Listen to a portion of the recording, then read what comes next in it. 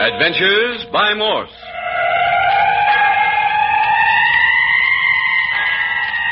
Carson E. Morse presents You'll Be Dead in a Week, featuring Captain Friday. If you like high adventure, come with me. If you like the stealth of intrigue, come with me. If you like blood and thunder, come with me.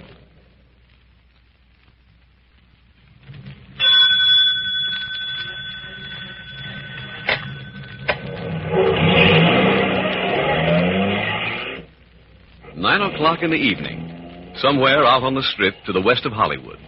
In case you don't know, the Strip is a portion of Sunset Boulevard, which runs through and adjacent to some of the more exclusive residential districts between Hollywood and the Pacific Ocean. In the Strip are some of the more expensive shops, salons, and eating and drinking places. The Strip is not a portion of Los Angeles Captain Friday and his operative Skip Turner would be apt to patronize. Certainly not the flossy drinking establishments with soft lights, boudoir furnishings, and intimate music. And yet, here they are, Captain Friday and Skip Turner, uncomfortably seated on two small chairs before a too small table in a half-lighted corner of Maggie's intimate drinking salon. Hey, Captain. Huh? You sure enough trying to bore me to death. You aren't any more bored than I am. Well, then what are we sticking here for? All this plush and soft lights and elegance. Business. We gonna do business in Maggie's intimate drinking saloon? Not saloon. S-A-L-O-N? Salon. Well, pardon me while I arch my pinky. Oh. I asked you a question, Captain. Did you? Yeah. What kind of business we got here in Maggie's place? By the way, where is Maggie? I don't know. Well, it says Maggie's saloon. Salon. Yeah. All the folks I've seen is a hat-check girl out yonder, the one waiter, and the bartender in the next room. And you know, that ain't very many people. Not a very large establishment. Yeah. Seat about 20 or 30 at the most. That's what it means by Maggie's intimate drinking salon. Small, quiet, and exclusive. Darned exclusive, if you ask me. We're all the guests they got. Isn't there anyone in the other room? Nope, I didn't see him there. Nobody but the bartender and the piano player. That makes 4 of them and only 2 of us. Piano player, bartender, waiter, and hat-check girl. Now, look at Cap, about this hat-check girl. Skip, right at the moment, we're not interested in hat-check girls. Who ain't interested in a hat-check girl? Oh, you mean the business we got here? Right. Oh. Okay, spill it. Just a minute. Waiter's coming over. Why? We don't want no more of this stuff. Order anyway. Will there be something more, gentlemen? I guess so. Same as before. And you, sir? Yeah, bring me a glass of milk. Milk? That's what I said, milk. I beg your pardon. Go on, get me a glass of milk and quit looking like you never heard of the stuff. I will see what can be done. Hey, and wait a minute. Yes. Why ain't that piano player in there playing? It is a little early in the evening yet. Well, it ain't early if he's got paying customers, is it? I will have to take that up with him. You do that, will you? And tell him to rip off the last roundup of the Darktown Strutters Ball, something like that. I will mention your suggestions to him. Darktown Strutters Ball. No, I don't think he cares for me. Can you blame him? When did you take up milk as a beverage? Oh, I'm just ordering milk now on account of it makes our waiter so darn mad. He takes it as a personal insult. Hey, what's that? Letter? Well, yeah, I can see it's a letter. Hey, does it explain the reason for our being here? Yeah. Want to hear it? Why, sure. Kind of fancy paper, ain't it? Ain't that a girl's handwriting?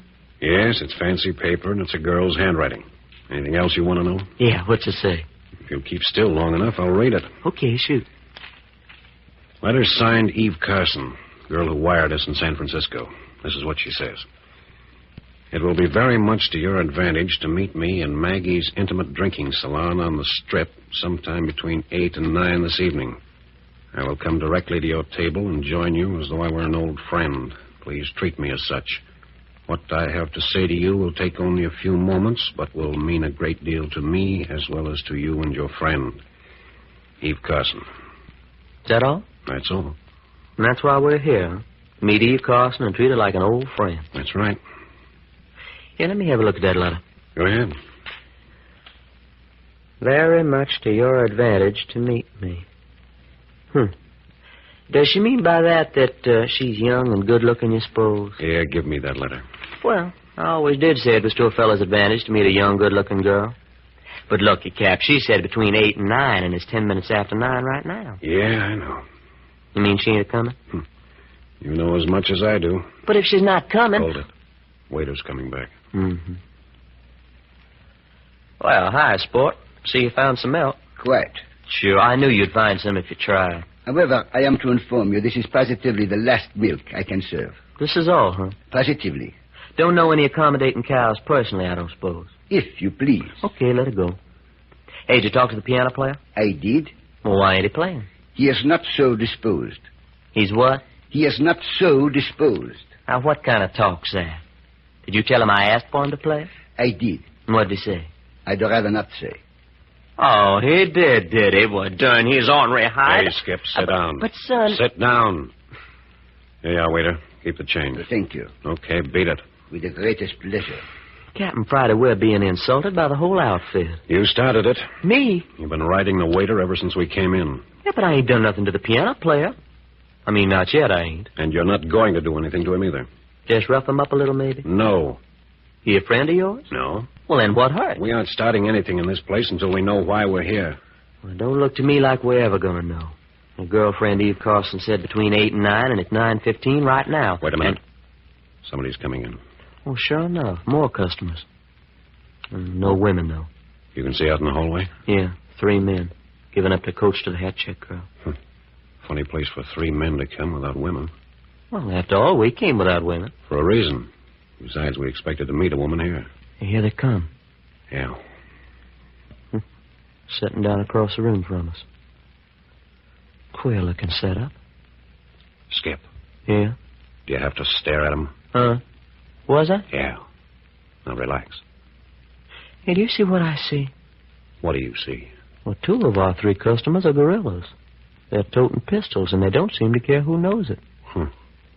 Well, on the flea bit side, don't seem to have much in common with the 3rd member of the party. Yeah, he's a kind of nice-looking fella, ain't he? Now, what you suppose he's doing associating with them kind of monkeys? Skip, stop looking in their direction. Yeah? Why? They know we're talking about them. They don't like it. So they don't like it. Now, look, Skip. We came here for a special purpose. We don't care why a good-looking, well-dressed, obviously cultured young man is associating with a couple of thugs. It's none of our business. Okay, fella. Hey, waiter. Now, what do you want? Hey, waiter. You spoke to me? That's right.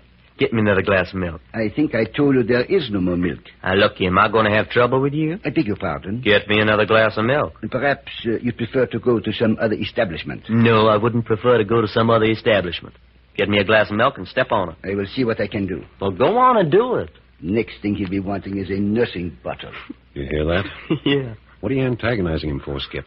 You really don't want any more milk? I know it. It's just that I'm bored. Besides, he's been trying to hi-hat us all evening. Hey, will you excuse me for a minute? Skip, sit down. No, I got something I got to attend to. Well, at least tell me what you're up to so I can be prepared. Well, son, I'm going in there and talk to the piano player for a minute. What about? Music, son, music. What do you talk to piano players about? Look, Skip, take it easy. This place is loaded with dynamite. Yeah? Yeah. Now, watch your step. Oh, shucks, Captain. Can't do no hurt just having a little music lesson. Well, hi, son. You the whole doggone symphony orchestra in this here joint? That's right. Yeah. Mind if I lean on your piano? Why not? Thanks. My name's Skip Turner. Yeah? Mm-hmm. That's my sidekick in yonder, Captain Bart Friday. So what? Nothing. That's a funny joint you got here. Yeah? Mm-hmm. Why? Well, it's all dolled up like a woman's bedroom. If you don't like it, there's lots of other places on the strip. Sure, I know. Funny thing, though, it don't seem like this was the kind of place that would attract a couple of gun-slinging gorillas, now does it? What's the matter? There's a couple of trigger men in here now. Why, sure. You surprised? Why do you come in here and tell me? Sit down. Stop looking over your shoulder. I still want to know why you came in here and told me. Just thought you might be interested. Oh, here comes the waiter with my milk. In here, waiter. You always drink milk? Not always. Sometimes more than others. How about having a real drink on the house? Nope. Thanks just the same. Oh, you wish your milk served here? Yeah, I'll tell you. Hey, did you ever try sipping milk like wine? case, all right. You threw that milk in my face. Yeah, I throw that glass of milk in your face. How dare you? Listen, son, don't never try to serve me no Mickey Finn. Don't never do it. Especially in a glass of milk. You threw that milk in my face. Look at my uniform, ruined. Maybe you want to make something of it? Well, what's the matter with you, piano player? Sit down. This ain't your party. That's right. It ain't my party, is it? Oh, what about it, waiter? You want we should bounce each other around for a while, or shall we call it quits? There, ill-bred clout. And there he goes. Call me an ill-bred clod on account I didn't drink his Mickey Finn. We don't serve Mickey Fins in this place. The heck you don't. We don't serve Mickey Fins in this place. Well, son, I'm awful sorry to have to differ with you, but that waiter sure enough tried to dish me up one in that glass of milk. I think it's time you and your friends were leaving. Hey, is that friendly? You're more trouble than you're worth. Get your things and get out. You don't say. Yeah, You know, fella, you almost talk like you was the owner of this joint. I am. Oh, now, come on, don't give us that stuff. Says right on a sign outside the door that this is Maggie's Drinking Emporium. I'm Maggie. No kidding. And I want you and your pal out of here in 2 minutes. And just to prove it, Hey, you're now looking down the muzzle of a 38.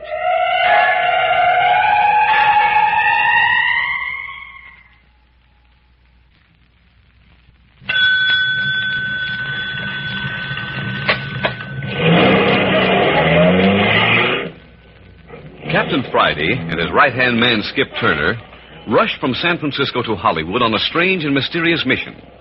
They were directed to Maggie's intimate drinking salon on the Sunset Strip, where they were to meet a certain Eve Carson. So far, all they've discovered is Maggie, and Skip has just found out that Maggie is a pretty tough customer. I'm Maggie. no kidding. I want you and your pal out of here in 2 minutes. And just to prove it, Hey, you're now looking down the muzzle of a 38. well, darned if I ain't. Hey, that was a cute trick, flipping a pistol out of your coat that way. Never mind the compliment. Gather up your pal and get going.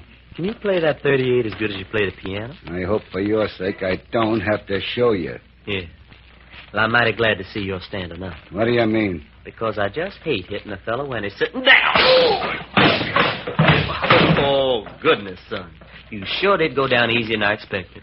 Feeling kind of rubbery in the knees. Mm-hmm. Well, it's just like I always said. A fella shouldn't never ought to pull a gun unless he intends to use it. Fella, you're just playing out on your feet. That's it. Sit down. Okay, sprawl on the piano if that's how you feel. I gotta be getting back to Captain Friday. Nice meeting you. Be seeing you later. Hey, Captain, you... Well, I'll be doggone, a little old female girl. Where'd you get her, boss? Don't pay any attention to him. He's only Skip Turner. Hello, honey. Hello, Skip. She's ours all right, ain't she? What's that? I mean, she's the little old Eve Carson sugar we've been waiting for. Yes, she's Eve Carson. Where'd we get her? She came in while you were in the other room with the piano player. What happened? Oh, I had to smack him a little. He's in there now with his head in his arms laying over the keyboard, listening to the birdies. And say, you know who he is? No. Do you? Why, sure, he told me. He's Maggie. Maggie? Sure, you know. Maggie's Intimate Drinking Saloon. Salon, Skip. Yeah. Ain't that a heck of a name for a man? Maggie. His name isn't Maggie. But he said he owned this place. That's right, but his name isn't Maggie. And he can't amount to very much. Playing his own piano, acting as his own bouncer in his own little dive. That's where you're mistaken. Skip, Yeah? how did you get away with it? Well, you mean socking him? Yes. People don't smack Blackie North, Who's Blackie North? the owner of this place. The man you hit. A gang leader and plenty dangerous. Him dangerous? Yes. And what I want to know is why hasn't one of his triggermen shot holes in you? Triggermen? See here. Who are you, anyway? Eve Carson? Sure, we know that. But who are you? Why did you ask us to meet you in this hangout? Why is it to our advantage to meet you? Who's Blackie North, and why does he have triggermen? And what connection have you with him? Well, that's a lot of questions. And I want a lot of answers. You'll get them. Don't worry. Yeah, and there's one more thing I want to answer, too. What's that? I want to know why that good-looking boy and them two gorillas across the room haven't taken their eyes off you since I come back to the table. And you'll get an answer to that, too. You mean those three men over there are in this, too? Yes. Those two rats are a couple of Blackie North's torpedoes. Yeah? And who's the good-looking dude? Oh, that's Wesley. Wesley, huh? Yes, my brother, Wes Carson. Oh, yeah. Captain, that there's her brother, Wes Carson. Yeah, I heard her. Apparently Wesley doesn't like his sister out with a couple of strange men in a dump of this kind. And I don't know as I blame him so much at that. Hey, how about me going over and introducing myself and bringing them over here? Oh, no. Why not? For 2 reasons. First? Well, one of those gunmen will probably blow a hole in anyone who goes near Wes. You don't say. Second? What? You said you had 2 reasons for not going after your brother. Oh, second. Well, I've got to tell you why I asked you to come here before anything more happens. Oh, you're expecting something more to happen? Well, it's bound to, since Skip here slapped Blackie North around. Okay. Relax and tell us about it. Well, first, I've got to tell you who Wes and I are. We're the only members of our family left. I'm 24 and Wesley's 28. And between us, we're worth maybe $1 million, maybe $2 million. Doggone, little old female gold mine. Well, that's what a lot of the smart boys thought. Nobody's worked me yet. Yeah? Go on with your story, Eve. Oh, yes. We came to California about 2 years ago after Father, our last living relative, died in the East. We loved it out here. The first year, just getting acquainted. All the resorts and places to play. Oh, it was wonderful. Finally, about a year ago, we rented a house in Beverly Hills because Wes thought it would be fun to be near Hollywood and thought we might get acquainted with some of the motion picture crowd. What's all this leading to? To what's happening tonight. I'm almost through now. About 2 weeks ago, something happened to my brother. He was coming downstairs to breakfast one morning when he suddenly lost consciousness and plunged head first downstairs. Oh, I get it. He bumped his head in the fall, and he ain't been the same ever since. And now he's mixing with gangsters. No, I almost wish it was that. What did happen? Well, he wasn't hurt in the fall, but he went to our doctor to find out why he lost consciousness. And why did he? Well, that's the whole story. There's something dreadful the matter with him. Something incurable. I don't know much about it. All I know is the doctor told Wes, in a week, you'll be dead. What's that? Hey, he didn't. Yes, he did. In so many words. In a week, you'll be dead. You didn't just take one doctor's word for it. Oh, no. We checked with 3 other specialists. And they all say in a week your brother over yonder will be dead? Yes. Well, where do we come into the picture? Well, I heard about you boys. Read about some of your adventures. I mean, you sounded like the kind of men a couple of people in trouble could depend on. You're darn tootin', honey. Just a minute, Skip. Huh? Let's hear what you have in mind first, Miss Carson. Well, it's perfectly simple. Naturally, when Wes heard the bad news, he was hit pretty hard. He didn't make a big scene or anything, but he kind of shrugged his shoulders and said, what have I got to lose? And he's been running wild ever since? Well, he's been doing everything he can think of that amuses him. And right now, it amuses him to be tied up with Blackie North and his bunch of cutthroats. Yes. And what do you want us to do? Look, he's only got a week more to live. Well? Well, if you two could sort of look out for him, take care of him, protect him. Protect him from what? Why, from himself, I suppose. It's a funny assignment. Oh, no, it isn't. Look, you don't understand. Well, if he's got to die, at least he can die with a family name clean, not as a criminal. Well, say some more. What else? Well, that's all. Get him out of Blackie North's clutches. Keep him out of the hands of the police. Keep him from losing his life in some crazy or criminal experience, or from committing suicide when he's low in his mind. Keep him from hurting himself or anyone else for this week that's left. Hey, now, that's an order that is an order. In other words, your brother figures he's got just a week to live, so what difference does it make what he does or how he does it? Yes, that's it, exactly. Well, honey, it ain't pleasant to say, but what difference does it make? Oh, no, he mustn't. He's fine and clean and good. He's always lived that way until this happened. He can't become something evil now, something that society once wiped out, something to make sensational headlines for the paper. Oh, no, he mustn't. If I get you right, you want us to curb his last week of fun just so you can write, he was a good man on his tombstone. You're wrong. You were never more wrong. I want him to have all the fun and excitement he wants. All I'm asking is that you folks keep him out of trouble. Keep him out of jail.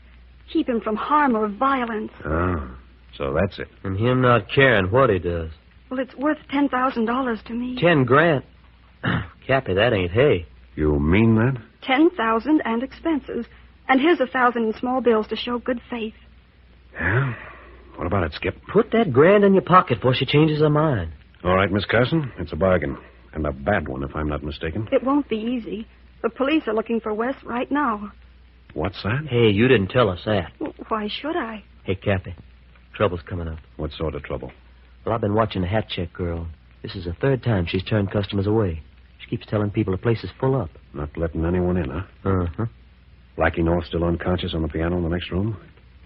Yep, still laying just like I left him. Miss Carson. Yes. I think our first move to help your brother will be to free him from those 2 trigger men over there. Well, they're just Blackie North's men. If you really want to help him, free him from Blackie North. Eventually. But first we'll wrap up those 2 guerrillas. Skip. Yeah. I'll go get them. Hey, what about me? You sit tight with Miss Carson. Keep an eye on the next room and especially watch the back door. Don't let anyone poke a gun through a crack and open up on us. Well, you'll be shot down before you get halfway across the room to my brother. Are those 2 men with your brother? Yes. Watch and see. Keep me covered, Skip. Dive in when I yell. You bet you. Why, Skip, what's the matter with Captain Friday? He acts like he was drunk. Yeah, good job acting, too. Staggering closer and closer to your brother's table. You mean it's just an act? Yeah, he's almost close enough now. Now watch. Get him, Skip.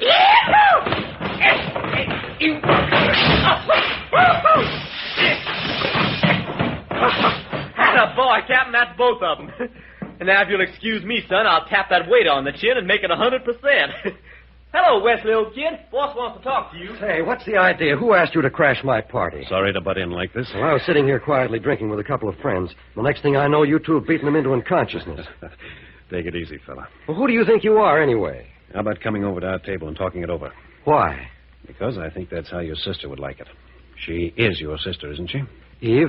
Certainly. Now then, come on. Well, how'd we do, Miss Carson? You boys are rather wonderful, you know that. Oh, how the lady does talk. Sit down, Carson. Hello, Wes. What's the idea, Eve? Are you the cause of all this? The cause of what, Wesley? Well, the whole Blackie North gang lying around like a bunch of stiffs. Even Blackie himself sprawled across his piano in there. Do you really mind? I mean, they're nothing to you, are they? Oh, why should they be anything to me? I just thought they might be amusing.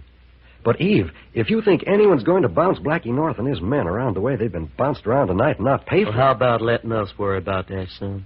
Well, who are you? Oh, I'm sorry. This is Skip Turner, and this is Captain Bart Friday. Will somebody tell me what this is all about? Sure. Your sister here has hired us to play bodyguard and fall guy for you during the next week. She told you I'd be dead in a week? That's right. Well, during that time, I intend doing whatever it suits me to do? Yeah. And you 2 guys are crazy enough to agree to see me through? Why not? Suits me. You asked for it. Hey, you seem doubtful, fella. Well, naturally. Dangerous, huh? Unless you or the police put Blackie North out of the way, he'll get you. As sure as we're sitting here. Yeah, let's not worry about that for now. Your sister said the police wanted you. Eve, you told them... Why not? They're here to protect you from the police as well as everyone else. Is that on the square? Looks like it. We gave our word we'd see you through everything for a week. Well, if you mean it. We do. Now, why did the police want you? They don't know they want me. They just want the guy who stole this handful of diamonds out of a certain movie star's bedroom last night. Holy mackerel, Captain. Look at them diamonds. Anybody else know you stole them? No. Why'd you do it? Just for the thrill, just to see if I could. Mind if I take them? Sure, why not? What do you want them for? Just thinking how pleased the police would be to come along and find these diamonds in Blackie North's pocket. What's that? Yeah, and how surprised Blackie'd be. You mean plant them on Blackie? Why not? Didn't you say that unless we finished him off or the police got him, he'd stop at nothing until we were dead? Yes, that's true. Then we're doing 2 good deeds, helping the police capture a criminal and fixing it so we won't be murdered.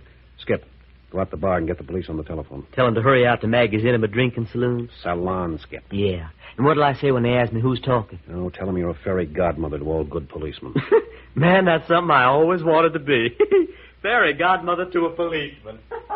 Captain, we're not going to be here when the police arrive, are we? Not at all. As soon as Skip has stirred up the police, I suggest we adjourn to the Carson home for a good night's rest. Yes, everything's prepared for you 2 to stay with us. No, I don't want to go home. But, Wes... I don't want a good night's rest. You know what I want to do? What do you want to do? I want to rob a bank. Wes... And I know just the bank I want to rob. Wes, you can't rob a bank. Yes, I can. For 7 days, I can do anything I want to. You've agreed to cover up for me. But why do you want to rob a bank? Because I've never robbed a bank. And in 7 days, I'll be dead. Hi, Cappy. I tied up the hat check girl and gagged her.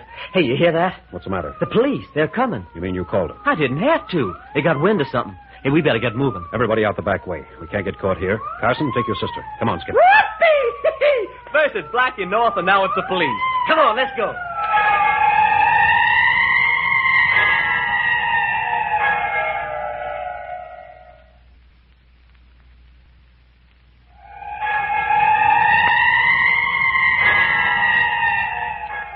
Here is a strange assignment for Captain Friday and Skip Turner. The guarding of a man who has only a week to live.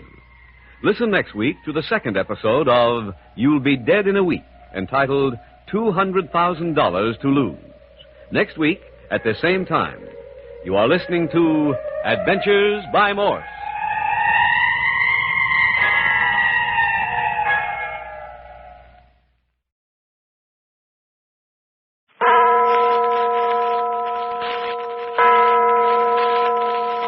Adventures by Morse. Carson E. Morse presents You'll Be Dead in a Week, featuring Captain Friday. If you like high adventure, come with me. If you like the stealth of intrigue, come with me. If you like blood and thunder, come with me.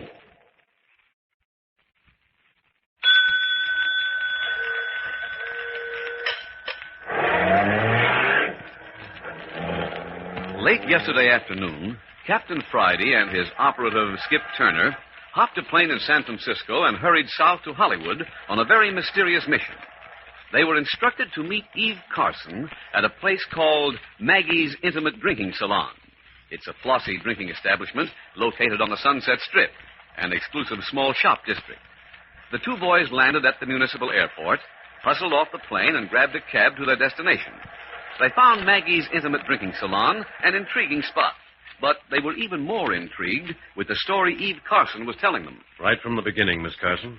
Well, you see, Captain Friday, my brother Wesley and I came to California after Father, our last living relative, died in the East. Between us, we're worth $1 million, maybe $2 million. Doggone, little old female gold mine. Well, that's what a lot of the smart boys thought.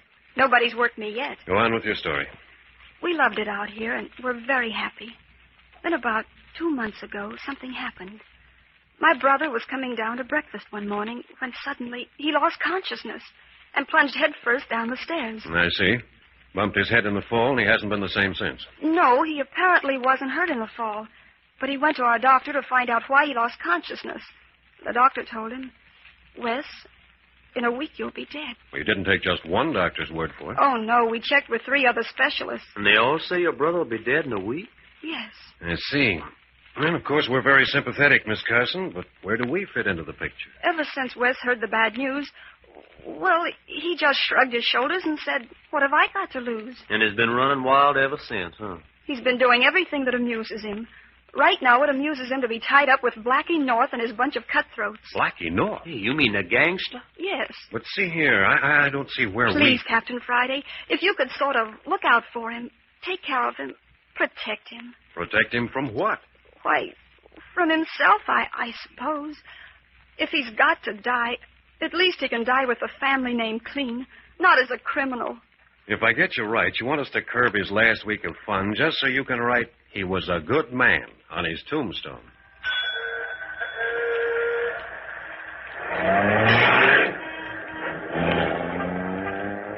But this little conference wasn't the only thing that took place at Maggie's Intimate Drinking Salon. Skip Turner, a little bored with the inactivity in the dimly lighted cocktail bar, picked a fight with the piano player and laid him gently across the keyboard. He did the same thing with the waiter and then tied up the hat check girl, while Captain Friday disposed of 2 of Blackie North's gunmen who had descended on them. It was all over before Skip learned from Wes Carson, the man they were hired to protect, that the piano player was none other than Blackie North himself. Say, what are you trying to do, fella? Commit suicide? Huh? That man you just knocked out is Blackie North. Well, what about it? You'll wake up some morning with a carcass full of lead. Who are you, anyway? Wes, please, they're friends of mine. Eve, are you the cause of all this? Do you mind, Wes? These gangsters are nothing to you. Are they? No, they're just amusing. But Blackie North's a pretty tough guy. Somebody's going to get hurt. Who are these two fellows? This is Captain Friday and Skip Turner. How are you, Wes? Your sister here's hired us to play bodyguard and fall guy for you during this next week. Oh. She told you I'd be dead in a week? That's right. But during that time, I intend doing whatever it suits me to do. Oh, she didn't spare the horses none. We know the score. And you guys are crazy enough to see me through? Well, we'll try to keep you out of jail. That may be more difficult than you think. The police want me, you know. Yeah? Why? Well, they don't know they want me. They just want the guy who stole this handful of diamonds out of a certain movie star's bedroom. Hey, look at them rocks. Why'd you steal them? Just for the thrill. Just to see if I could. Anybody else know you took them? No. Mind if I take them? Not at all. I haven't any use for them. Well, what are you going to do with them? Here, Skip. Plant these diamonds on Blackie North before he wakes up. It'll be a pleasure. I'll go out to the bar and get the police on the telephone. We'll be doing two good deeds. Helping the police capture a criminal and fixing it so we won't be murdered. Hey, you hear that? The police are coming. They must have got wind or something. Get rid of those diamonds quick, Skip. Right, boss. Come on, Eve. Wes, let's get moving. Moving where? Well, what would amuse you? I want to rob a bank.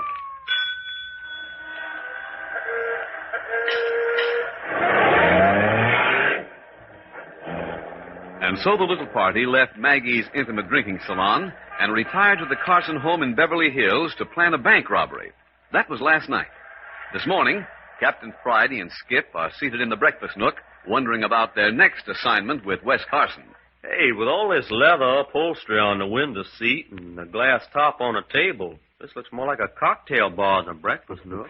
I can see you don't get around much in Beverly Hills, Skip. No, and I ain't used to going without breakfast neither. What gives? Miss Carson's preparing it, I believe. It's the maid's day off. Oh, this would have to happen to me. I'm starving. Oh, it may not be so bad. She seems a very practical girl. Yeah, but I wish you didn't have to practice on me. What you staring out the window for? The fog's lifting. Well, it always does about this time. What you looking at? Just as I suspected. There he is on the corner. Who? One of Blackie North's gorillas. See him? Where? Oh, yeah. Hey, that's one of the torpedoes we beat up last night. He's watching this house, all right. You want me to go out and dust him off? No, we got more important things to attend to. And don't say anything to Eve. Might worry her. Wonder if the police picked up Blackie last night. No, unfortunately, our little plan didn't work out. How do you know? No, I've already read the morning paper. That siren we heard was a police car, all right. But they were on their way to a club a couple of blocks down the strip. Yeah? What happened? Oh, the usual brawl. Movie actor and an orchestra leader. Well, then, hey, that means that Blackie's got them diamonds and nobody knows it but us. That's about the size of it. We certainly played Santa Claus to Blackie last night. Now, watch it. Here's Miss Carson. Oh, good morning, Miss Carson. Good morning. Sorry to make you wait so long for breakfast. Hot cakes. I hope you like them. Please help yourself to the syrup while I pour the coffee. Did we do anything to help? No, everything's under control now, I think. Please begin. I don't need no urging. These hot cakes look delicious. And they are delicious. Man, pancakes are my favorite fruit. And these are the best I ever tasted. You certainly fooled me, Miss Carson. Fooled you? How? Well, you don't look like a babe who could hatch. That's a left-handed compliment, Miss Carson. Skip means you're so beautiful and charming, you'd never suspect you could also cook. Oh, thank you. But I'm afraid I haven't cooked much since finishing school. Oh, you cooked in school? Well, of course. In the domestic economy class. We all had to take it. Well, blow me down. Hey, they're finally getting some sense in these colleges. Won't you have some more? No, thanks. Better save the rest of that batter for Wes. He'll be hungry when he wakes up. You're sure he's all right, Captain Friday? Oh, yes. I only put one sleeping tablet in his drink last night. They're harmless. I do wish you weren't so set on robbing a bank. So do I. And if it wasn't for you and your pancakes, Miss Carson, I'd be tempted to take it on the lamb right now. But he is set on it. That's why I gave him the pill last night, so I could make a few phone calls. Do you think he can manage it? Safely, I mean. Well, Mr. Jordan's on his way here right now. Mr. Jordan? He's the manager of the city bank. Your bank, I believe. Oh, yes, of course. You say he's coming here? I'm afraid we'll have to take him into our confidence. Oh, Captain Friday, I love my brother. He's such a good, clean boy. Don't let anything happen to him. Please. We'll do our best, Miss Carson, but robbing a bank is dangerous business. I know. And sometimes I think I shouldn't. But I do want him to be happy for this last week. Probably Jordan now. He said he'd be right over. Where would you like to talk to him? Right here will do. I'll bring him right in. Hey, you know this fella Jordan, boss? Not very well. I've met him. Well, what if he won't go for the deal? I think we can handle him. Mr. Jordan says he knows you, Captain Friday. How are you, Jordan? Well, Captain, it's good to see you again. This is my right-hand man, Skip Turner. Well, glad to know you, Mr. Jordan. Thank you. Well, Captain, I brought along Miss Carson's bank statement, but I must confess I'm a little puzzled by the mystery. I think I can clear it up for you. May I see the statement, please, Mr. Jordan? If it's agreeable to Miss Carson. Quite. Well, it shows a balance of over $200,000 in the checking account. Is that right? That's right. $200,000. A face and a figure like yours and $200,000 in the bank. And a good cook besides. Oh, the Lord sure good to some people. If you've finished extolling the virtues of Miss Carson, Skip, we'll get down to business. I'll be quiet. But you can't keep me from dreaming. Would you be willing to risk $200,000 in this robbery, Miss Carson? Anything for West, Captain Friday. Good. We have a strange request to make of you, Mr. Jordan. Yeah? We want to rob your bank. Rob my... But surely you're joking. No, we're in deadly earnest. We want to steal $200,000 of Miss Carson's money out of your bank. But I don't understand. Mr. Jordan, you know my brother Wesley. Of course I know Wes. We handle his account as well as yours. Well, he'll be dead in 5 days. Wes dead? That's the prophecy of the best doctors on the coast. But I can't believe it. He looked so healthy. Why, only yesterday I saw him. Nevertheless, Mr. Jordan, we have it on the best authority that Wesley Carson will die within 5 days. Apparently, there's nothing medicine can do about it. Oh, Miss Carson, I'm so sorry. Wes is such a fine young man. Now, you can well understand that Miss Carson wants her brother to enjoy all the happiness possible during these last 5 days. But of course, if there's anything I can do... There is. A lot you can do. You can let him rob your bank. It's an impulse he's had since childhood, and now he feels there's no longer any reason for repressing it. Oh, I see. Here's our plan. Miss Carson will give you a check for $200,000. You distribute this money among your tellers. We'll stage the robbery, enter the bank, and steal Miss Carson's money. Will you cooperate? Well, of course I'd like to help, but robbing a bank, there are difficulties I'm sure you haven't thought of. Difficulties? What are they? Well, in the first place, we're insured against robbery. You'd have to have an understanding with the insurance company. I talked to the president of the insurance company last night. He's agreed to delay the investigation for 6 days, after which time all the stolen money will be found in an ash can at the rear of the bank. Then you can tear up Miss Carson's check. Well, if the insurance company's agreeable, but what if something goes wrong? Well, you're protected. You have Miss Carson's check. You owe her nothing. You're out nothing. Have you fixed it with the police? No, I don't think they'd approve. And secondly, I'm afraid Wes might suspect. Yeah, and as long as we're in this, we might as well enjoy it. I'm afraid I don't share the same craving for excitement. When would this hold-up take place? This afternoon. Skip, Wes, and I'll enter the bank about 10 minutes to 3, just before closing time. Oh, good heavens. You mean you want to stage this robbery in broad daylight? Why not? But Wes is well known at the bank, and a lot of people know you. You'd be recognized immediately. You leave that to us. I can assure you none of us will be recognized. You mean you'll wear masks? Oh, something like that. But I have a gun in my desk. I'd be forced to use it. I know. Top drawer, left side. Just leave it in the same drawer, and you won't have a chance to use it. But the more I think of this, the more ridiculous it seems. Robbing a bank in broad daylight. You can't get away with it. Well, it has been done. I know, but they were professionals.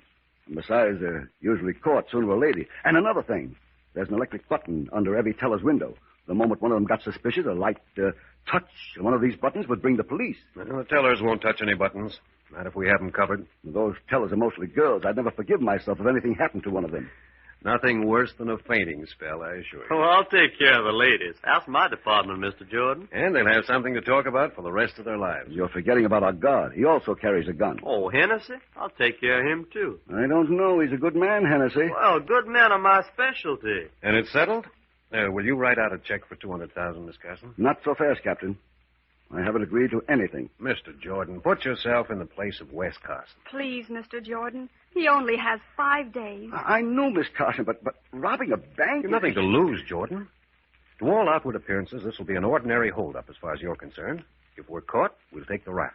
Why, I could lose my position or land in jail. Not at all. You're not to implicate yourself in any way. Well, then... Is the check ready, Miss Carson? Here it is. $200,000 drawn on Mr. Jordan's bank. Well, I'll try. Oh, that's the way to talk, fella. We'll have a lot of preparations to make, Mr. Jordan, so you'll excuse us if we rush you off. We'll see you later in the day. Good heavens, you really mean you're going to do it today? At 10 minutes to 3. Oh, dear. Well, all right. But I warn you, I'll have to do my best to stop you. Of course. That's the way we want it. We'll take our chances. Well, goodbye, good luck. I certainly hope everything goes off smoothly. You don't know how grateful I am, Mr. Jordan. I'll see you at the door. Oh, dear, 10 minutes to 3. Come on, Skip. We got to wake Wes and then do some shopping. And then rob a bank in broad daylight. Man alive, this is right down my alley.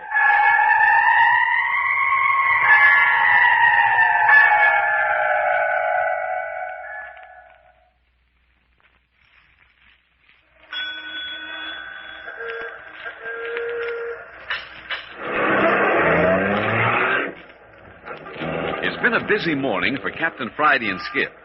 After waking Wes Carson and finding him none the worse for having taken a sleeping pill the night before, they left him eating a hearty breakfast while they departed on a shopping tour. The tour included a Hollywood studio arsenal, where they procured several rounds of blank cartridges, and a Hollywood costumers, where Captain Friday selected a number of articles of clothing and makeup items. They're now in an upstairs bedroom of the Carson home, getting ready for the big adventure, the robbing of a bank in broad daylight. Well, how do I look, Cap? Like a real ranch hand? I'd say a cross between a ranch hand and a member of a hillbilly band. These blue jeans are a little tight. Yeah, that's in character. All cowboys wear 'em tight. I got to get used to these high-heel boots, too. Feel like I'm falling down all the time. You better get over that feeling quick. The slightest mistake this afternoon, we'll all be falling through a hangman's trap. Hey, you think we can depend on Carson keeping his head? I can't tell what he'll do in the excitement. We'll have to watch him close. Maybe put the blanks in his gun? Not so loud, Skip. Carson's in the next room. Yes, all the guns are carrying blanks. Oh, don't trust me either, huh? Of course I trust you. But I know there's nothing like the sound of a gun going off to let people know you mean business. Hey, you mean we may have to let somebody know we mean business? I don't think so, but we're ready if we have to. I'll get it, boss. Well, howdy, partner. Just drove 100 hay to candle down from the Bar X. They're mighty thirsty, and so am I. How about a water in my stock while I wet my whistle? Good boy, Wes. You're a born rancher. Think I'll do? Sure you will. Oh, come in, Miss Carson. Isn't Wes wonderful? With that blonde beard, I'd never know him in 1,000 years. Yeah, and that 10-gallon hat makes him 6 inches taller. Yeah, let's see, Wes. Let me look at you. Blue serge suit, cuffs tucked into high-heel boots, stiff collar, bowstring tie. Yep, you'll do. You're a wealthy cattleman if I ever saw one. Gee, this is exciting, isn't it? I never had so much fun in my life. I had an awful time getting him away from the mirror. You should have been an actor, Wes. Well, how you like me, Miss Carson? Of course, I ain't a wealthy cattleman like Wes and Captain Friday here. Me, I'm just a poor ranch hand that drives that big car and does all the dirty work. I love your long sideburns. And that false nose makes you look positively beautiful. Yeah, but the thing is, if you saw me on the street, would you know me? Well, if I did, I don't think I'd admit it. But seriously, boys, the disguises are wonderful. Even though Mr. Jordan knows you, I don't think he'll recognize you in those outfits. I hope you're right. Our lives may depend on it. Now, let's go over our plan again. I'll get in character by rolling a cigarette. Get this now, both of you. We'll drive Miss Carson's sedan up to the curb in front of the bank. There'll be a piece of blanket hanging from the trunk in the rear. The end of the blanket will cover the license plate. That sounds all right. Naturally, I don't want Eve implicated in any way. Now we're at the bank. We go in together. Skip a little respectfully behind Wes and me. We go straight to Jordan's office behind the little wooden railing, Wes. What do you do, Skip? Oh, I look for Hennessy. He'll probably be around the counter in the middle of the floor. Hennessy? Oh, yes, that's the guard. He ought to be easy to spot in his uniform. Oh, I'll find him. And then I ask him to show me to the washroom. It's in the rear of the building. Hennessy prides himself on being a gentleman, so I think he'll escort you back there. Well, if he don't, I'll have a gun in his rib. He'll be polite, all right. When you get to the washroom, you tie him up and gag him. You got your materials? Right here. Lariat and yellow scarf. Good. Then you get back and cover the entrance. Let anybody come in that wants to, but don't let anybody go out. Over my dead body. Well, let's hope not. Yeah. Meanwhile, Wes, you and I are sitting in Mr. Jordan's office. We're a couple of ranchers from San Fernando Valley, and we want to negotiate a loan. Right. We discuss the terms of the loan with Jordan until we see Skip return from the washroom and go to the entrance. But what if Skip needs somebody else back there in the washroom? Oh, I'll take care of him. This rope's pretty long. Well, Wes, must you go through with this? So many things can happen. Oh, don't worry, sis. We'll have a picnic. This ain't no time to get scared. Granting everything's okay and back. If everything's okay, I'll walk through the bank, and then when I go by Jordan's office, I'll take off my hat and wipe my forehead. And when you get that signal, Wes? I remark on the heat and ask Jordan where I can get a drink of water. Now, I don't know what Jordan will say, but I do know there's a water cooler in the teller's cage adjoining Jordan's office. If he suggests the cooler, he'll probably open the door for you himself. If he doesn't, I will suggest it. You can see it from the office through the grill work. Mm-hmm. I go into the cage and get a drink from the cooler. Now, some of the tellers will probably look around as you enter the cage. But as you take a paper cup from the holder and pour yourself a drink, they'll probably continue their work. I finish my drink and whip my gun out of my coat pocket and order all tellers to step back 2 feet from their windows. By this time, I'll have taken Jordan's gun from his desk drawer. With the gun in Jordan's back, we'll both go into the cage. I'll have the tellers covered, all 5 of them. I take this sack from under my hat like this, and then I go to work in the number 1 teller. Right. You order him to empty his drawer into the sack. Then you go on to the next teller. If all goes well, it shouldn't take more than 30 seconds to empty all 5 drawers into the sack. Then we back out the same door we came in and break for the entrance. Not break exactly. Walk. Don't run. A lot of people in the bank won't even know what's going on. The less commotion we make, the better. Yeah, and don't forget your sack, Wes. No. It's full of money, and I've got it under my arm. I walk outside and get in the back seat of the car. I get in the front seat and start the motor. But what if you're jammed in? You know, a car in front and a car in back. In Beverly Hills, cars park facing the curb. Nothing can get in front or back of us without blocking the street. Oh, of course I know that. I guess I'm so nervous I can't think. Now, I back out into the street facing south. Skip? I keep the entrance covered until I see you're ready. Then I run and jump into the front seat beside you. And we're off. Once we get into the canyons and the hills, we'll change our clothes and get rid of our disguises. We stuff the blanket into the trunk so our license plate shows. We drive calmly back here and park the car in the garage. Once we get that sack of money in the house, we're safe. Sounds great. When do we start? And let's see. It's 2:30 now. Takes us about 10 minutes to get there. 10 minutes more to get the right parking space. And we'd better be on our way now. I'm ready. Let's go. Goodbye, Wes. Let me kiss you. Don't worry, Eve. Everything will be all right. But how will I know? When will you be back? It shouldn't take us more than 15 minutes to change clothes afterward. We should be back here in 45 minutes. I have a feeling this is going to be the longest 45 minutes of my life. So have I. Come on, let's get it over with.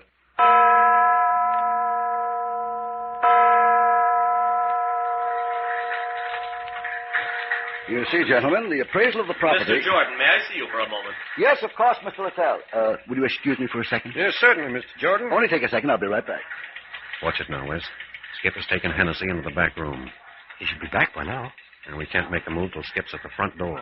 What if he doesn't show up? Don't worry about Skip. He'll hold up his end.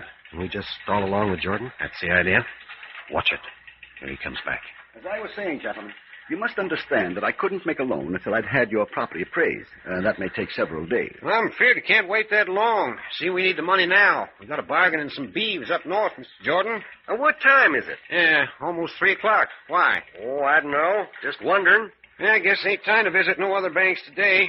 They all close before sundown, don't they, Mr. Jordan? Yes, I'm afraid nearly all banks close at 3 o'clock, including our own, gentlemen. Well, we don't seem to be doing no good here. See anything of Bill? Oh, don't worry none about Bill. You take care of yourself.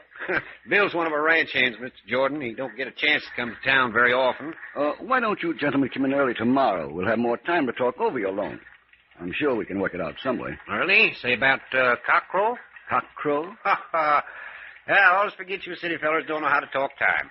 Cockcrow's 5 o'clock. Oh, I see. Well, I'm afraid that's a bit early. You see, we don't open our doors to the public until... There's Bill. Where?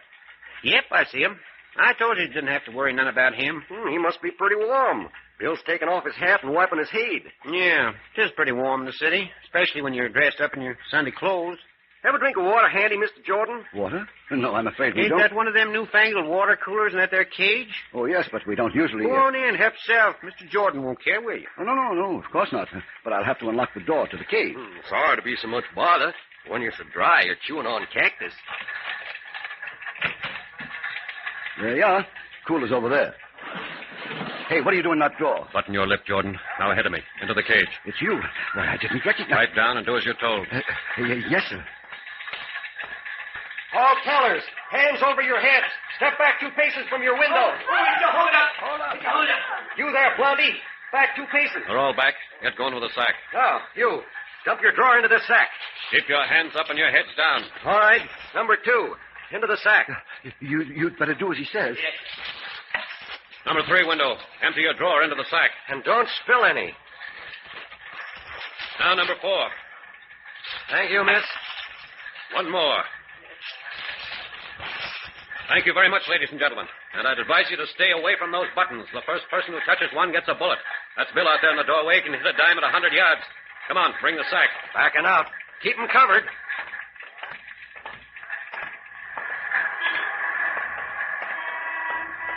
Take it easy, Wes. Here's the car.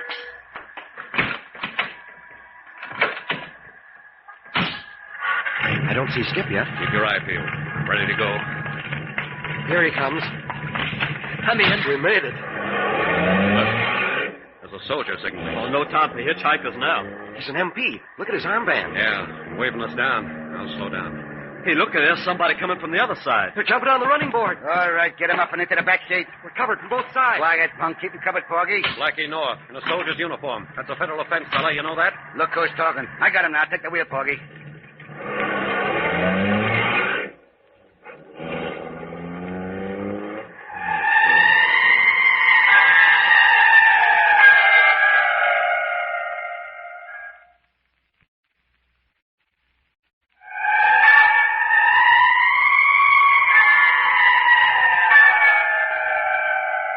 Blackie North, the gangster from Maggie's intimate drinking salon, apparently heard of the bank robbery deal and had his guerrillas on hand to collect the $200,000 without even going near the bank. On top of that, he still has the diamonds that Captain Friday and Skip Turner planted on him in the hope the police would find them. A pretty good day's work for Blackie North.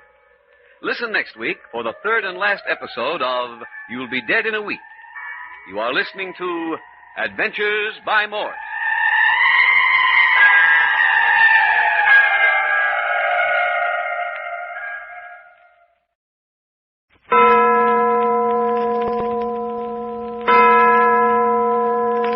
Adventures by Morse.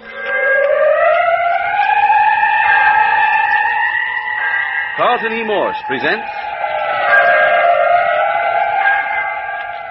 You'll Be Dead in a Week, featuring Captain Friday. If you like high adventure, come with me. If you like the stealth of intrigue, come with me. If you like blood and thunder, come with me.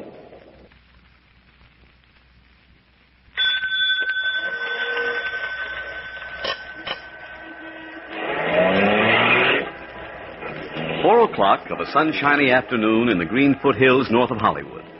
A sedan raises clouds of dust as it ascends a rising, winding dirt road toward the uninhabited summit. Looking on this innocuous scene, no one would suspect that Captain Friday, Skip, and Wes Carson are prisoners in the back of the sedan. Half turned in his seat, alongside the driver, is a man dressed in a soldier's MP uniform. He rests a gun on the back of the seat, keeps it pointed at the three in the back. While an army uniform is sacred to most of us, it isn't to Blackie North, notorious gangster. He used this disguise to trap Captain Friday and his companions after they had successfully robbed a bank. But we're getting ahead of our story. We'll start back at the beginning. Last night, Captain Friday and Skip were summoned to Maggie's intimate drinking salon on the Sunset Strip by a mysterious letter. Eve Carson, Beverly Hills heiress, was the writer. Yes, I wrote that letter. I've come to you for help. I'm in trouble. What sort of trouble? About 2 months ago, my brother Wesley lost consciousness and fell downstairs. Affected his brain? No, he's apparently as alert and healthy as ever. But when he went to our doctor to find out why he lost consciousness, the doctor told him, Wes, in a week you'll be dead. Well, you didn't just take one doctor's word for it. Oh, no, Captain Friday. We checked with 3 other specialists. And they all say in a week your brother will be dead, huh? Yes. Only 2 days are gone already. You see? Well, of course, we're very sympathetic, Miss Carson, but where do we fit into the picture? Ever since Wes heard the bad news, he's been doing everything that amuses him. Right now, it amuses him to be tied up with Blackie North and his bunch of cutthroats. That's Wes now at the table over there. That clean-looking fellow, those 2 gorillas? That's your brother? Yes. Oh, if you could sort of look out for him, take care of him, protect him.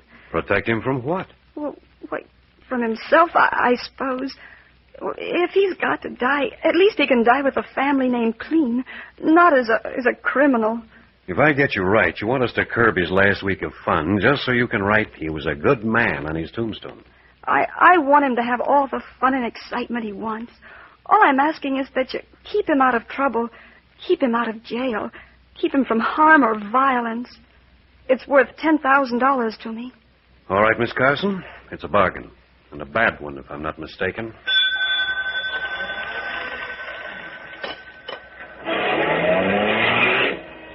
Yes, Captain Friday took the job of watching over Eve's brother, Wes Carson, during his last 5 days. But, as he put it was a bad bargain. Wes had become entangled with Blackie North, a Southland gangster who was only one step ahead of the police. To further complicate matters, Wes, just for the thrill, had stolen a handful of diamonds from the home of a movie star. Captain Friday solved this problem by planting the gems on Blackie North, then called the police, hoping they would search him, find the gems, and stow him away safely behind bars. Before they were able to accomplish this, however, Wes Carson came up with a startling announcement. He wanted to rob a bank. But here's Captain Friday to tell you about that. Yes, Wes wanted to rob a bank, and there was nothing to do but humor him. We arranged for him to rob his own bank by having his sister deposit $200,000 with the cashier before the robbery took place. Wes, of course, didn't know about this, and everything went off as we planned it. Wes picked up all the money in the teller's cages. We backed out of the bank and ran for the car parked at the curb. Skip Turner covered our getaway. I'm in. We made it. Look, there's a soldier motioning us to stop. Hey, no time for hitchhikers now.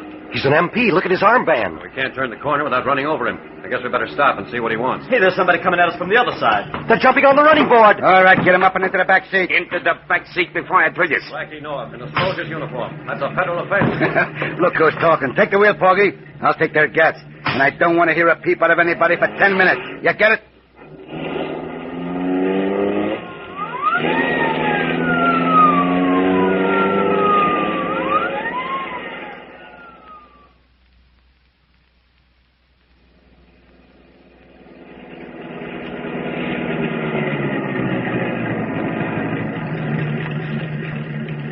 All right, suckers, hands in the air. And get out one at a time. You first, Friday. I got him covered, Blackie.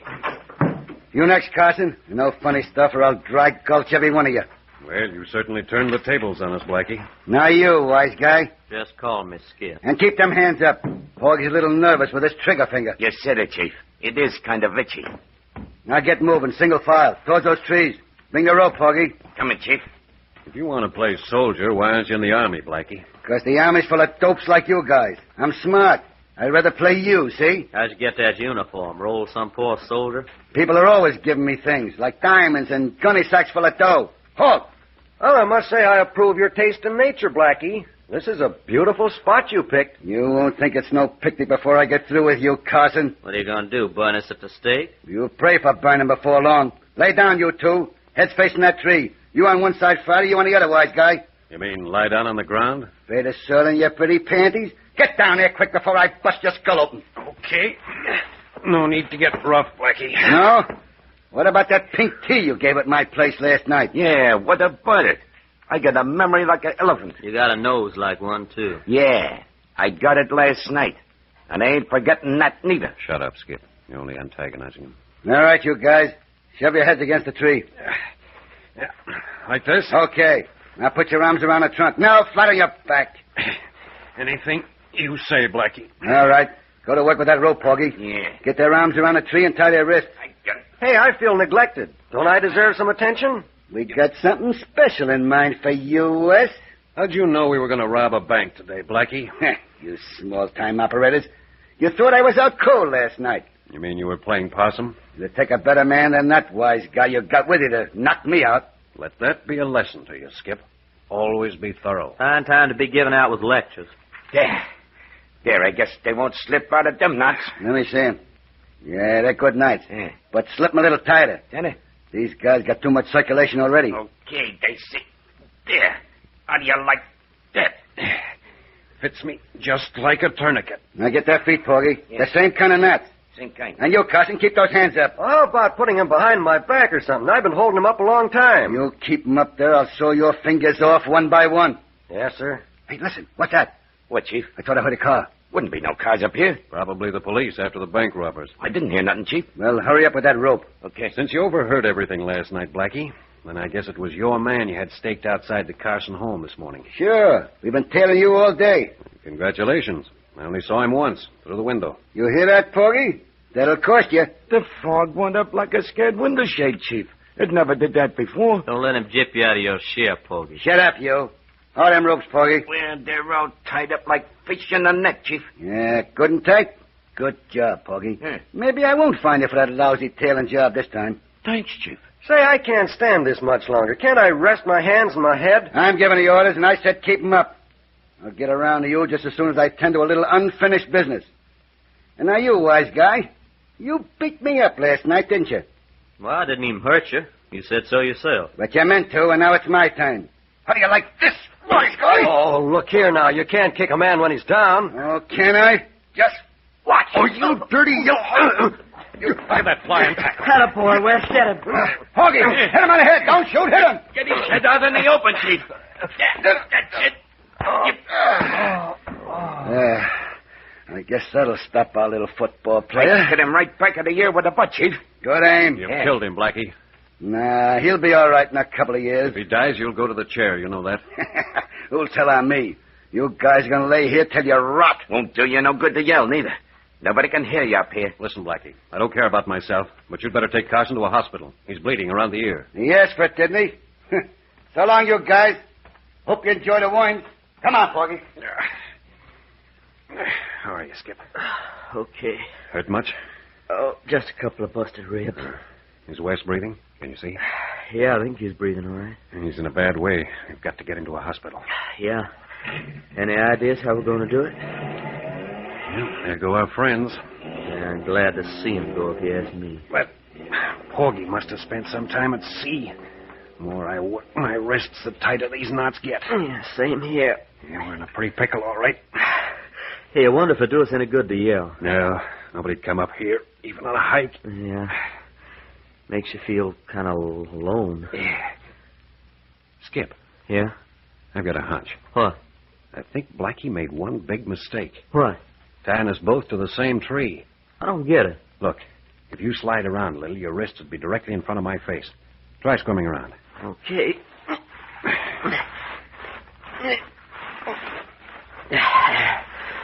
There. Is that your nose, I feel? Don't poke your finger in my eye. Hold it. And what you gonna do, stare those knots loose? Yeah, just as I thought. This isn't rope at all. It's sash cord. Well, same thing, ain't it? But it isn't nearly as thick. Hold still. And what you doing? Chewing on the rope. I'll make it, too, if my teeth hold up. You mean you're trying to chew through the strands? Well, that'll take days. Worth trying anyway. Besides, it doesn't taste bad at all.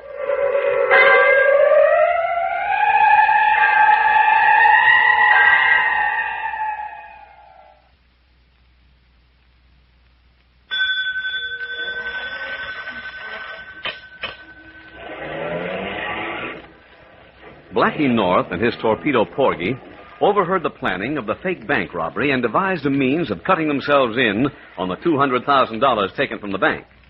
The two gangsters, wearing Army uniforms, stopped Captain Friday's car, drove to a secluded spot in the Hollywood Hills, and, after knocking out Wes Carson, bound Skip Turner and Captain Friday to a tree. The only possibility of escape seemed to lie with the captain's efforts to chew through the sash cord with which Blackie North had tied them. How's it coming, Cappy? It won't be long now. I'm on the last strand. Well, can you hold out? It's getting pretty dark. My jaws are tired and my mouth's full of rope. Well, why don't you rest a while? You've been at it for hours. Only 3 by your wristwatch. That seems a lot longer. It's getting black on the infidel's heart. Has Wes moved? He got cold. That's awful gas he's got behind his ear where Blackie hit I him. hope he isn't dead. Poor kid. Well, I can't stop now. Time may save a life. Yeah, go ahead and gnaw. You'll get me someplace all right. I can feel the cord giving. Hey, I'll pull on my wrist. It may help some. You know, I ain't sure, but I think I heard West Side just now. You know, you gotta hand it to that kid. He's got what it takes. And if we'd all pitched in on Blackie like he done, we might not be in this pickle. But then, on the other hand, we might all be laying flat like West. I guess we had a better chance this way. Keep going, Captain. I'm helping all I can. Hey, I'm loose. You did it, Captain. Thanks to a good dentist. Now, wait till I get this rope off my wrist and find my knife. That's another mistake Blackie made, not frisking. Yeah, well, how was he to know you had a row of razor blades in your mouth, Captain? Well, I'm through using my knives for a while. How about yours? I got it. Boy, my hands are so numb I can't hardly feel it. Now, rub your hands together. Oh, they'll be all right. Here we go. Ooh, like needles, the blood running back into your fingers. Yeah, it only hurts for a minute, though. Mine are practically all right by now. Here, I'll cut your feet loose. Now, how about your own? After you. It'll only take a second. That's it. Now, give me the knife. I'll get yours. Yeah, reckon I would have to be a sort of an acrobat to do it myself. Porgy was right about this being a fish net. I guess that does it. Woo-wee. Wonder if I can stand up. Yeah, my feet are not so bad.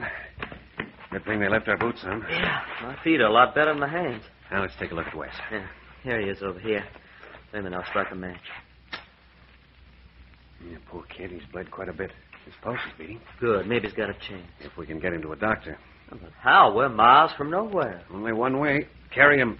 Help me get him onto my shoulder. Oh, no, you load him onto me, Captain. With 2 busted ribs, you wouldn't get very far. Reckon you're right. All right, up he goes. Up. There. Now, you lead the way to the road. Yeah. That's going to be a long trek into Hollywood. It's getting pretty dark. We'll stop at the first house we come to and get help. What, in these disguises? We're giving ourselves up as bank robbers? Man, the papers must be full of our descriptions by now. I bargained to see this kid through. I'll keep my part of it as best I can. But if you want to... Hey, boss, you know I'm sticking with you. Here's the road. Sorry, Skip. Oh, sure, I know, Cap. Hey, look, there's a house down yonder. Where? I don't remember any house on the way up here. Don't you see that light? No, that's not a house. That light's moving. Yeah. Hey, it's a car on the winding road. They're coming up the road towards us, too. Hey, suppose it's Blackie coming back? Or the police. Blackie might have tipped them off. What are we going to do? If it's the police, we'll give ourselves up and get some medical attention for Wes. And if it's Blackie? Well, nothing we can do but hide in the brush and let him go by. What if it ain't neither Blackie or the police? Then we'll get him to drive us to a hospital, of course. Well, whoever it is will recognize us from the descriptions in the paper. And that's a chance we'll have to take. If it comes. Hey, we better get off the road. You make out what kind of a car it is? No, not yet. Coming at a pretty fast clip. Oh, now I can see it. It's a roadster with the top down. Good. Maybe a couple of schooners. I better hail. Go ahead. Stand out in the road where they can see you. Hey, we need help! That's a girl, alone. Hi, miss. Will you help us? We had an accident. Skip, Captain Friday. What's Miss Carson? Eve, what are you doing here? Oh, I've been looking everywhere for you. Where's Wes? Right here. And badly hurt, I'm afraid. Oh, We've got to get him to a doctor, quick. get in. Is he conscious? No, hasn't been for hours. Now, hold him on my lap. Yeah, that's it. Close the door, Scott. Yeah. Hey, you want me to turn the car around? No, I'll do it.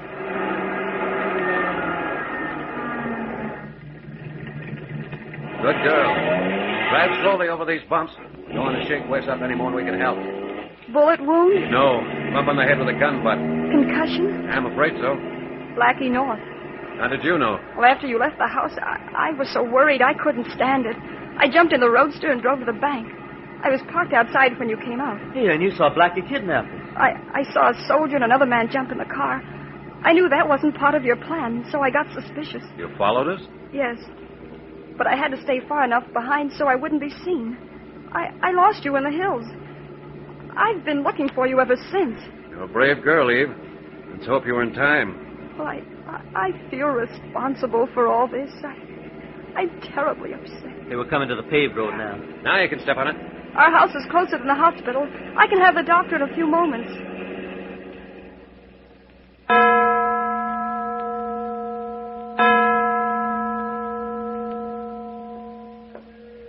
Oh, I felt kind of bad walking out on Miss Carson. Nothing we could do. Wes is in the hands of the doctors now. Yeah, sure was a flock of them. Good thing we had time to change clothes and get our makeup off before they arrived. Eve did a good job on Wes, too. Not a trace of that beard left. Yeah, swell kid. Hope we can recover our money. Yeah, and our car. And I hope those doctors can do something for Wes. Too bad if he has to die like this. Well, at least he had some excitement. If he has to die, I reckon this is the way he'd want it. Yeah, I'd hope to keep him alive for 5 more days till his time was up. Well, it's out of our hands now. Hey, Captain, you want me to carry that package a while? No, thanks. Must be pretty heavy. I'm all right. How's your side? All right. Hurting you?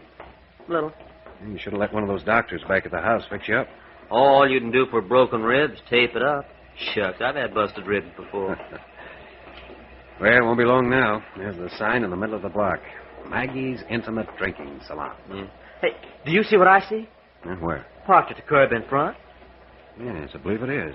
It's Eve Carson's car. Well, if the car's here, then Blackie must be here. And the gunny sack with her money. And don't forget the diamonds. Yeah. Feel up to a tussle? With Blackie North? Anytime. What about your ribs? Blackie North broke them, didn't he? Don't ask foolish questions. Excuse me. I want to drop in this drugstore for a moment, make a phone call. Who you calling? A couple of friends of mine. Look out for this package while I'm gone. It'll just take me a second. Yeah. I'll get a paper and see what it says about the bank robbery.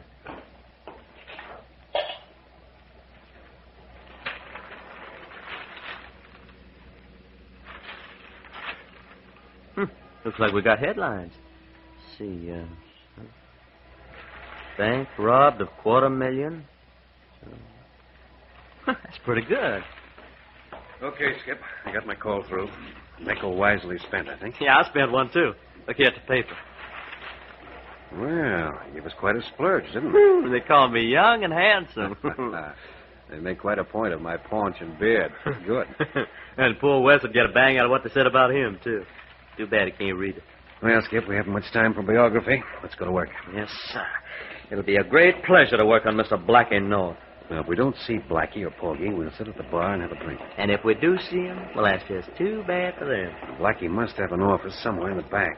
Keep your eye peeled for it. That's where the money probably is. Okay, let's go.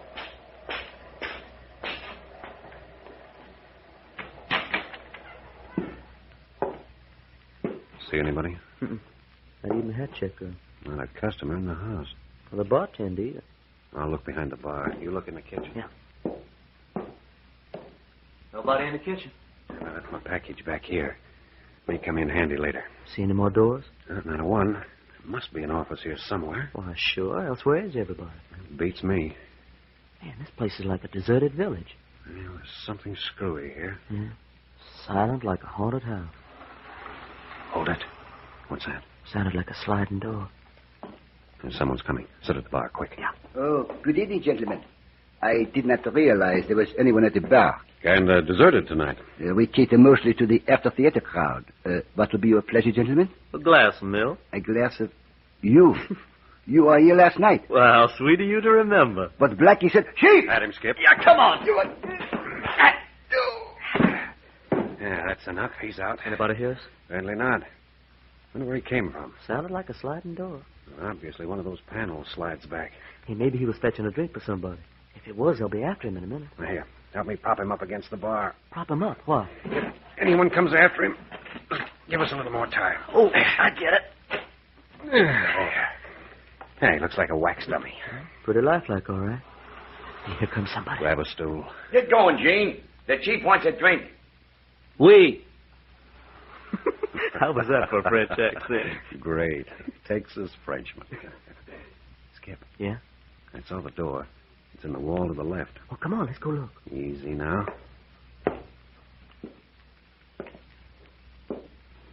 Right here, this panel. See anything that looks like a button? Not yet. Hey, you sure this is it? I'm positive. Porgy leaned against the wall before the door opened. And maybe this little knot of pine here. Shall I try it? Yeah, go ahead. No, nothing happens. Can I help you, gentlemen? Hey, the waiter. And he's got a gun. When you knock a person out, you should make sure he is really unconscious, gentlemen. This is the second time you have failed in your objective. Doggone, guess I'll never learn. I believe you are trying to open the door, gentlemen.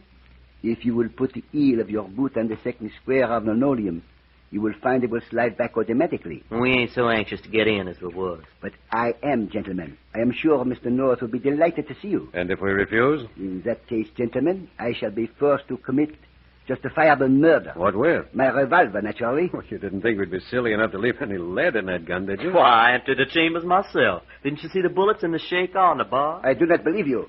Grab him. Yeah. I got it. Thoroughly. I didn't think he'd fall for that old turkey. Man, it had whiskers, but it worked. What's going on out here? Gene. Hello, Porgy, old pal. And you too, Blackie. Keep your gun on them, Skip. I'll dust them off. How did you... We're professionals, Blackie. Why should we explain to you dope? Thanks for the gat, Blackie. You too, Porgy. Oh, and looky at the nice stacks of money on the desk. Nice of you to count it for us, Blackie. Is it all there? Listen, you guys, I'll make a deal with you. Keep 'em up, Blackie, or I'll dry gulch you. Listen, you guys, I'll split with you. Winner take all, Blackie. I'll squeal to the cops. Which reminds me, Skip.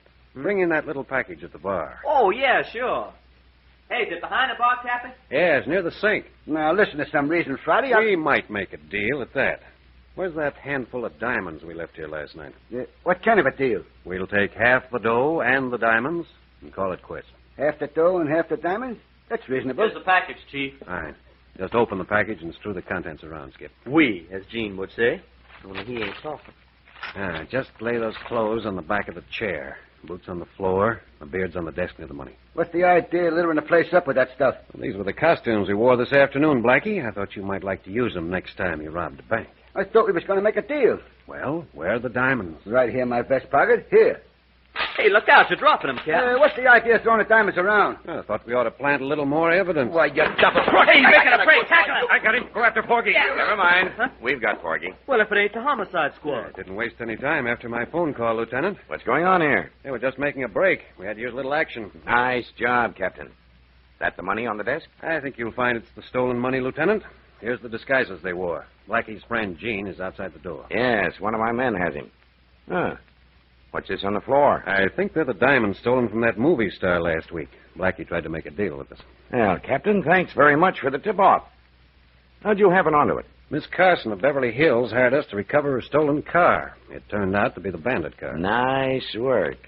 And, I believe you said you wanted your name kept out of it. Credit's all yours, Lieutenant. That is, if you let us drive Miss Carson's car away without any further red tape. I think that can be arranged. I just won't mention a car in my report. Thank you very much, Lieutenant. I'll be reading about you in the papers.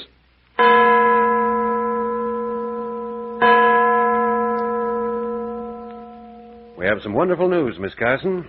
All your money has been recovered. Yeah, and your car's in the driveway. That is wonderful news, but I have better. Your brother? The doctors performed an operation. The blow on his head released a nerve that was strangling his spine. Oh, he's going to live. Well, that is wonderful news. Needless to say, Skip and I are delighted. Yes, sir. And when Wes gets well, I have a hunch he'll be free from Blackie North. And I have a hunch that Blackie North won't be free.